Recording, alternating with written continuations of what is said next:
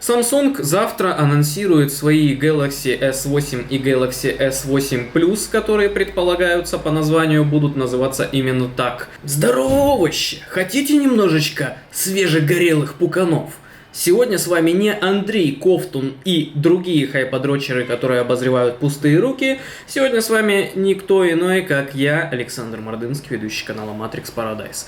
Владелец Samsung Galaxy Note 7, который отказался сдавать его. Вот такое вот замечательное устройство.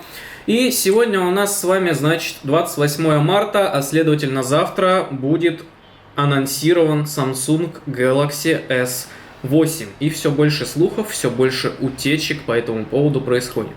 Также это является тестированием камеры Sony Alpha 6300, моей новой камеры, на автонастройках. И на удивление, видео передается без задержки на Xiaomi Mi 5. Что мы увидим? Увидим мы, скорее всего, огромное множество цветов. Именно поэтому компания Apple спохватилась и выпустила Red Edition Apple iPhone 7 и 7 Plus. Что, в общем-то, по сведениям нам известно. Здесь у меня небольшая шпаргалочка. Galaxy S8 и S8 Plus. Скорее всего, название Edge реально уберут из маркировки устройств, потому что Note, например, был ни разу не Edge. Но посмотрите на вот этот изгиб, посмотрите на вот эту вот божественную конструкцию. То есть реально, этот смартфон был самым компактным, и фактически он без рамочек. А еще он очень-очень тоненький.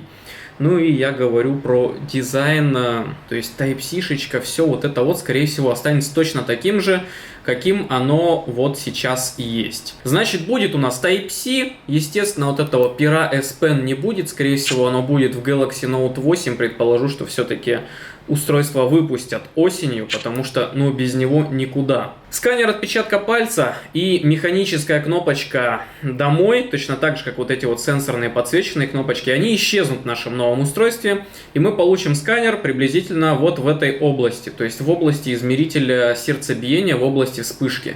Камера останется точно такой же, светосила 1,8, 12 мегапикселей, и фронталка у нас тоже останется точно такой же, 8-мегапиксельный модуль с автофокусом, ну и точно так же датчик сканер отпечатка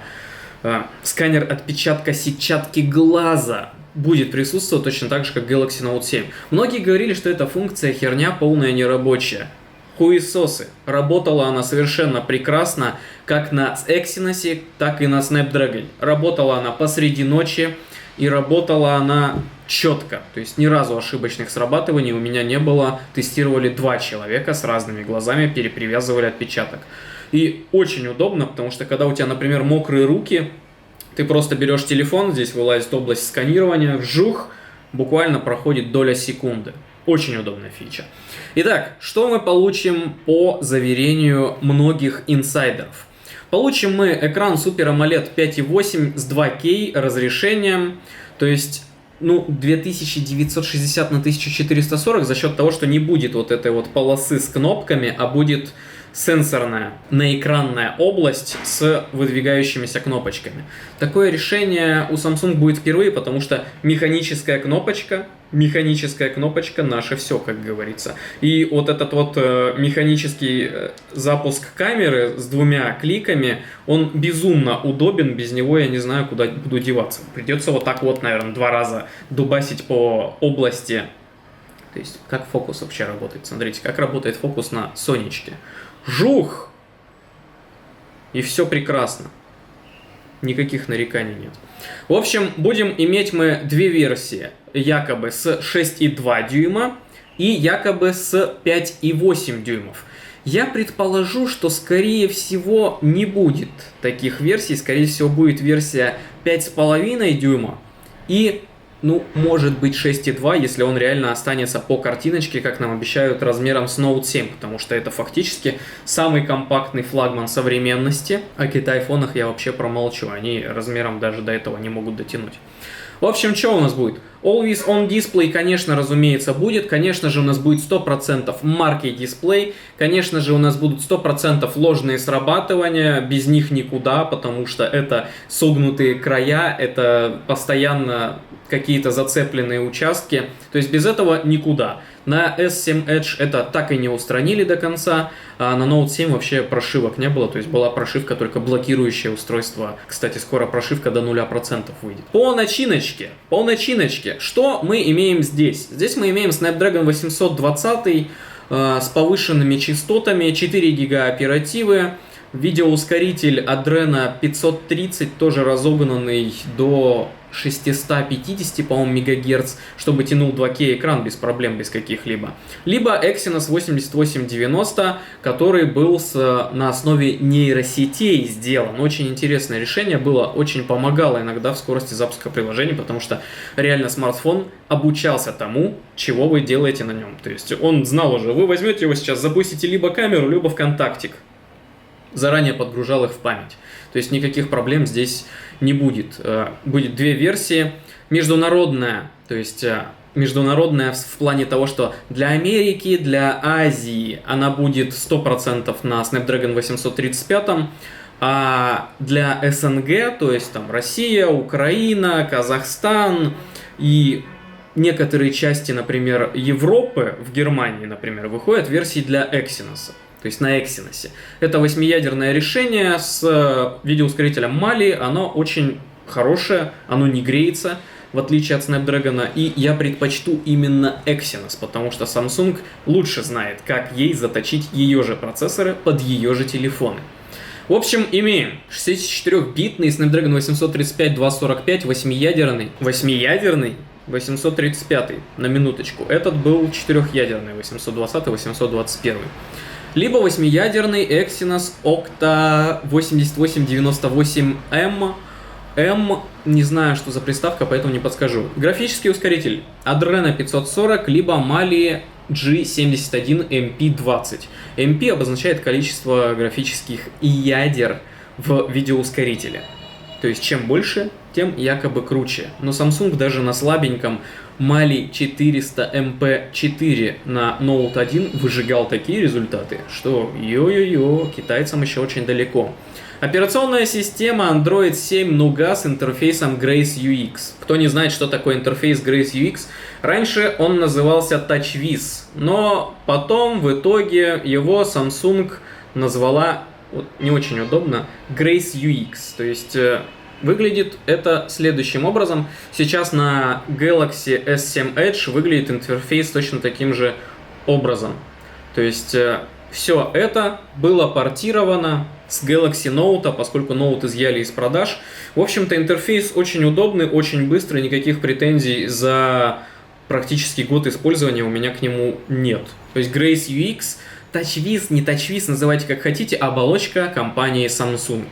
На Android 7 лайк. Работает быстро, работает стабильно. На S7 Edge уже люди посмотрели. Мне понравилось. То есть все фичи практически из Note 7 повытащили как надо.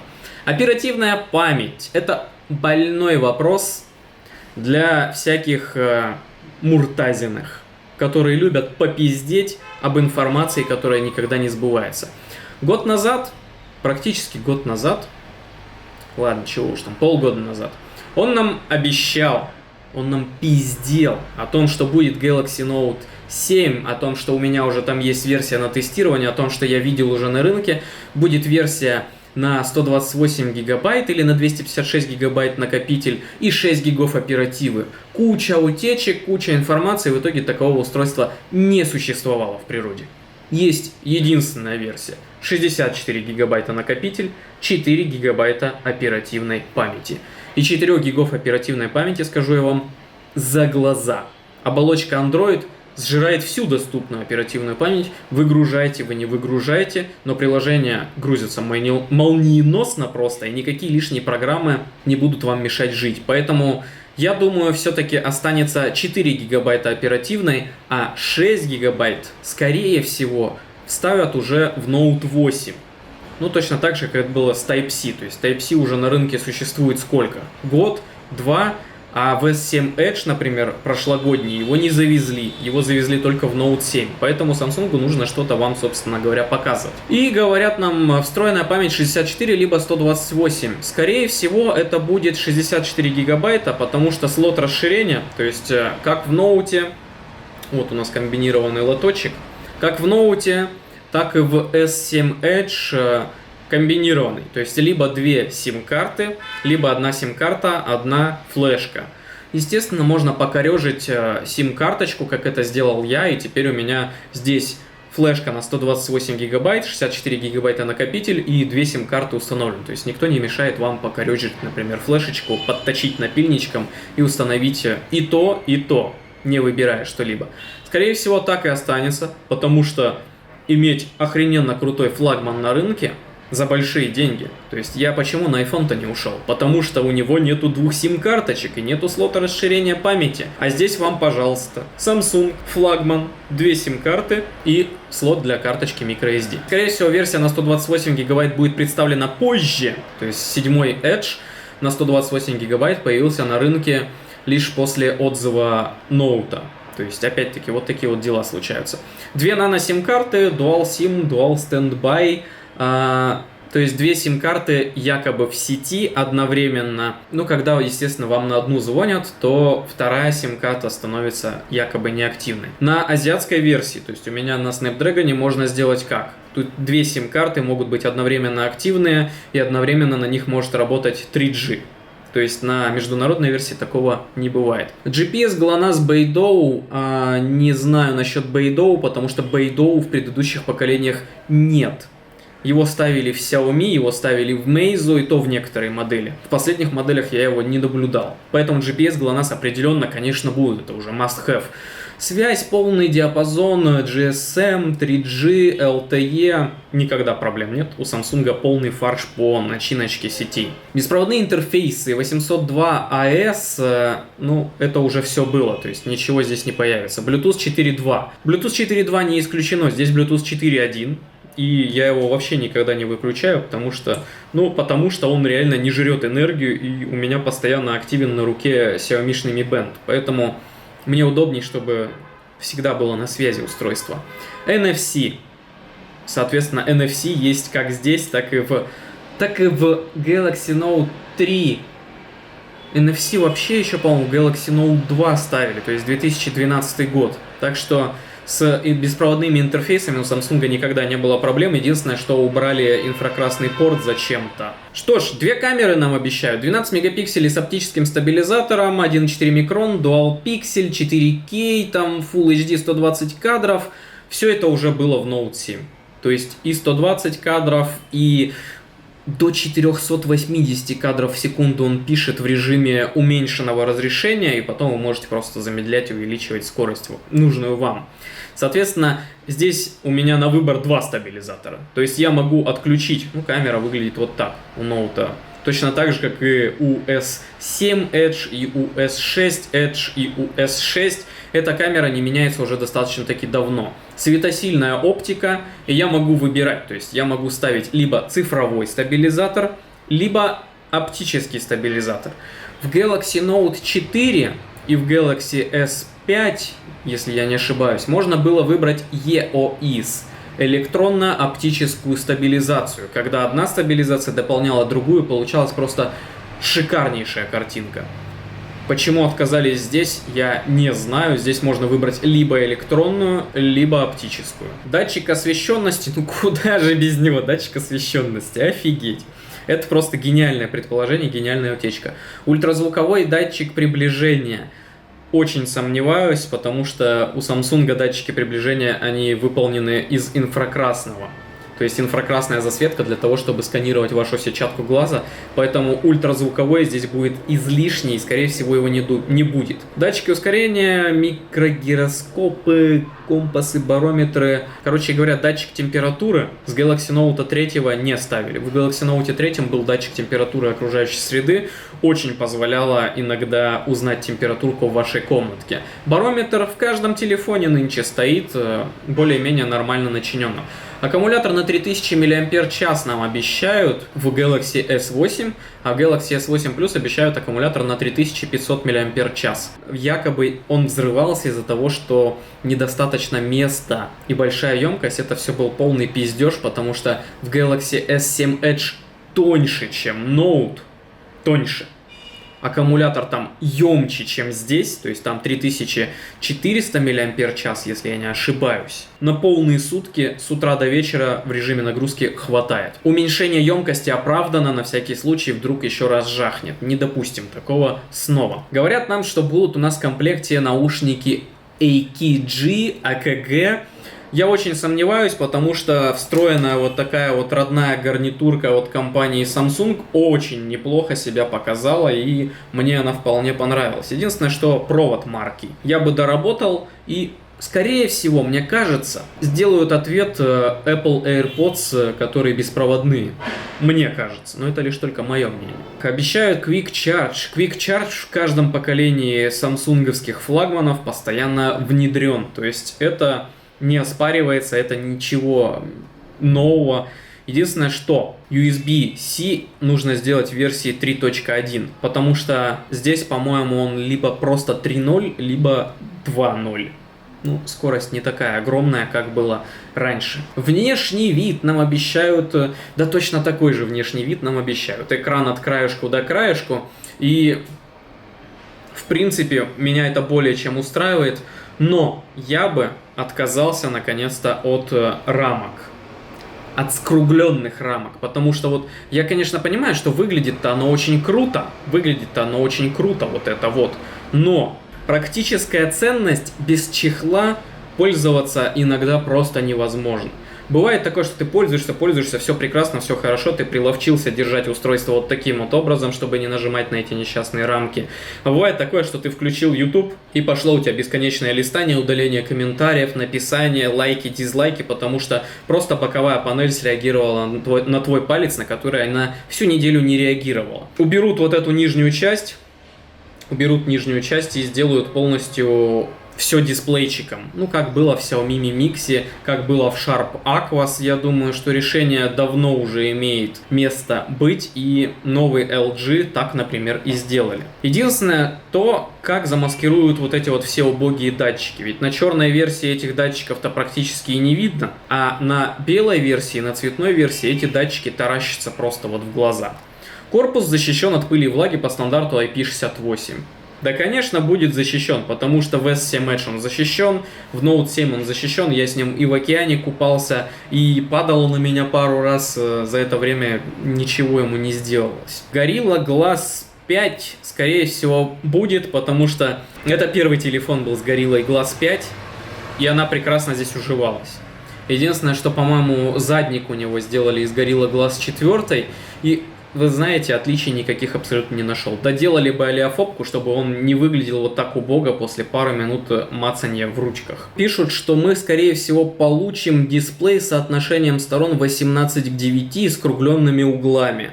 Да, скорее всего, так оно и будет, потому что, ну, например, в Mi Mix были скругленные углы, и скругленные углы, ну, позволят все-таки дисплей хоть как-то растянуть адекватно. Единственное, что мне не нравится соотношение сторон 18 к 9, потому что, когда смартфоны были квадратные, и они внезапно стали 16 к 9, очень долго происходил процесс оптимизации приложений, переноса данных, оптимизации сайтов. И, соответственно, сейчас все стандартизировано на 16 к 9, а мы получим 18 к 9. И это будет, наверное, долго перерабатываться. Первое время у вас будут приложения то растянуты, то не растянуты, то шрифты кривые, то игры могут не запускаться.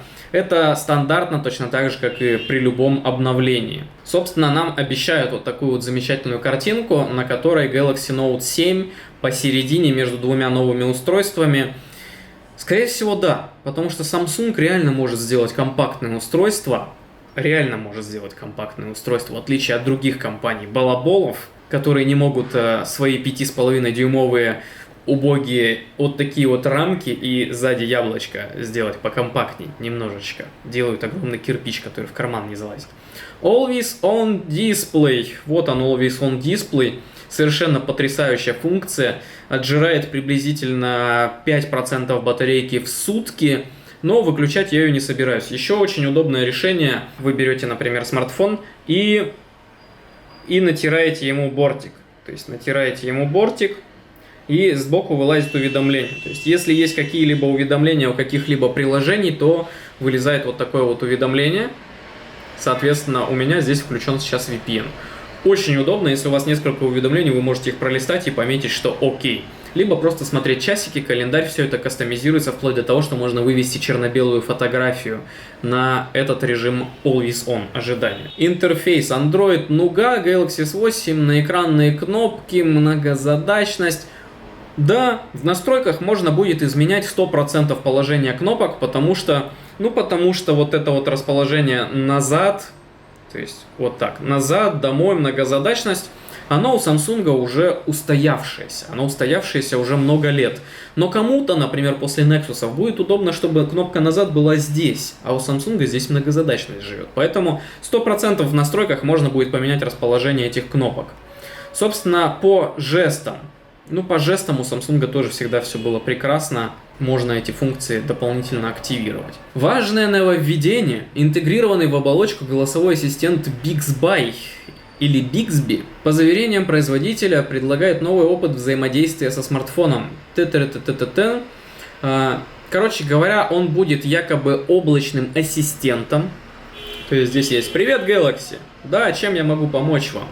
Это то же самое, что «Привет, Siri!» Оно обновляется из года в год, но здесь нам обещают вплоть до того, что эта штука будет основана на нейросетях, которые нынче очень популярны. Что такое нейросеть? Нейросеть — это, так сказать, грубо скажем, процессор, которому постоянно что-то скармливают, и он из этого извлекает какие-то алгоритмы, на основе которых уже будет взаимодействовать с чем-либо. Например, нейросеть всему обучить практически невозможно. Но, например, отличать фотографии, сортировать календарик, помогать вам вполне возможно. И здесь нам обещают то, что будет отдельная кнопка запуска, то есть отдельная кнопка запуска приложения голосового помощника, и, скорее всего, он будет запускаться каким-нибудь жестом, и он будет обучаться. То есть вам не нужно будет говорить: «Окей, Google, установить будильник 17:00, да». Вам нужно будет сказать что-нибудь: «Эй, Samsung, установи мне будильник на завтра». И он скажет тебе: «Да, чувак, нет проблем». Но об этом уже все очень давно мечтают, с 2011 года, когда появляться начали первые голосовые ассистенты. Получится ли? Посмотрим. Имеет ли шанс? Конечно, имеет, потому что там выкупили разработчиков, которые занимались разработкой Siri для Apple, и Samsung вкупе со своими разработчиками, я думаю, доведет до ума данную функцию рано или поздно. Производительность 835 или Exynos Octa, но это все будет на высоте. Любая производительность флагманского Samsung всегда делает из остальных телефонов подтиражки. По крайней мере, первые пару месяцев. То есть первые пару месяцев Samsung всегда после выхода смартфона висит в топе. Эта штука тоже висела в топе с какими-то немыслимыми 180 тысячами попугайчиков, но это все барахло. Главное, чтобы смартфон не лагал и выполнял свои функции. И не знаете, несмотря на то, что здесь вышла одна буквально прошивка, добавляющая некоторые фичи, багов в смартфоне как таковых нет. И фактически это был идеальный смартфон, который похоронили. В Китае и Южной Корее планируют продавать версию флагмана, перегрев на альфе после получаса пиздежа. В общем, пишут нам, что в Китае и Южной Корее Samsung планирует продавать версию флагмана с 6 гигабайтами оперативной памяти. Пиздеж полнейший, потому что эту утечку говорят из года в год, еще начиная, что будет Note 5 с 6 гигами оперативы, что будет Note 7 с 6 гигами оперативы, что S7 Edge выйдет с 6 гигами оперативы. Ничего не вышло. 128 гигабайт накопитель, может быть, будет. 6 гигабайт оперативы, не знаю. Может быть, не исключено, если будет в основном устройстве. Потому что Samsung, не помню, чтобы на моей памяти выходило хоть одно устройство Samsung с разным количеством оперативной памяти для разных рынков. Разный процессор запросто. LPDDR4 с частотой LPDDR4 Samsung ставит уже очень давно. Exynos набирает у нас столько-то попугайчиков. Херня полная. Главное, чтобы работало все прекрасно. Камера установлена точно такая же. Диафрагма f1.7 даже. Я думал, что у меня f1.8. На самом деле не написано ничего, как на старых Samsung было написано. В общем, камера установлена аналогичный модуль тому же, что и прошлогоднем S7. Камера отличная. Если доработают алгоритмы еще еще чуть-чуть будет совершенно точно одна из идеальнейших камер. Хотя это и так одна из идеальнейших камер. Лучше где-то хуже только у Apple iPhone. То есть это две одинаковых идеальных камеры на рынке. Беспроводные интерфейсы мы уже знаем, 2 сим-карты, автономная работа и цена. Самое главное, это у нас заключительная цена. Вот он, новый геморрой. Купил камеру Sony и жди теперь по 5 раз, пока она остывает за время твоего пиздежа. В общем, что нам тут пишут? Заявлена поддержка не менее 24 диапазонов в сети. Мне интересно, откуда сайты вообще берут, что заявлено, анонсировано 100% там. Потому что устройство еще не анонсировано, не представлено широкой публике, и о нем фактически утечек только китайские фотографии с форумов, как обычно, бывающие просто китайским фейком и вбросом. Не стоит переоценивать эту информацию. И говорят нам, что старт продаж Galaxy S8 и S8 Plus намечен на 21 апреля. Старт предзаказов на 10 апреля, ожидаемая стоимость в Европе от 799 евро за S8 и 899 за S8 Plus. Какая-то док-станция появится по цене 150 евро и Gear 360, Gear VR, короче говоря, дополнительные аксессуары. Обычно флагманы Samsung, когда выходят, стоят $1000. Это стандартная практика, стандартная цена из года в год реально, что 4 года назад я покупал флагман Samsung за $1000, тогда это еще было 34 тысячи рублей, что полгода назад я покупал флагман Samsung за $1000, это было 65 тысяч рублей на наш курс. И предположу, что плюс-минус с колебаниями рубля оба устройства будут начинаться от 60 тысяч рублей. То есть предположу, сделаю такой анонс от себя, что 60 тысяч и пускай будет 70 тысяч рублей. Потому что все-таки нужно разграничивать, нужно сделать одно дешевле, одно дороже, но не недооценивать эти устройства. В общем, с вами был Александр Мордынский и такой инфоблядский высер в стилистике Andro News, а-ля делаю обзор на то, что у меня нету в руках. Вот так. Ссылочки в описании. Удачи, овощи. Ждем завтрашнего дня.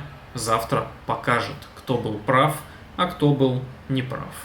Тем не менее, сливочки мы, может быть, и снимем.